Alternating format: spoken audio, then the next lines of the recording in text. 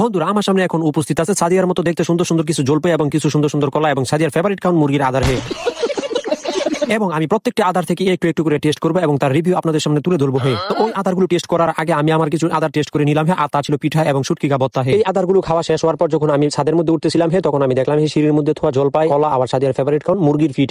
তো ভাবলাম যে প্রত্যেকটা থেকে একটু একটু টেস্ট করবো। আবার তার রিভিউ আপনাদের সামনে তুলে ধরবো। সবগুলো আদার লেকার আমি ছাদের মধ্যে চলে আতা সবগুলো রাইখা তার মধ্যে সর্বপ্রথম আমি টেস্ট করবো কলা। কারণ কলাটা দেখতে একবারে পুরো সাদিয়ার মতো সুন্দর লাগতা।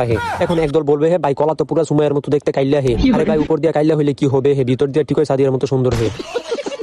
যাই হোক বন্ধুরা, সাদিয়া আর সুমাইয়া তারিফ করতে করতে আমি কলাটিকে পান করে নিলাম। বন্ধুরা, আপনারা কি কোনো সময় শুনেছেন যে কলা পান করা যায়? হা হা হা, মেরাজ কলাও পান করে গায়ে। কলা পান করা শেষ হলে এখন আমি সেবন করবো জলপাই। আমি এতগুলো জলপাই থেকে দেখে সুন্দর করে একটি এঞ্জেল মিমের মতো সুন্দর একটি জলপাই বাইছা নিলাম। কিন্তু জলপাইটি খাওয়ার পর আমার অবস্থা।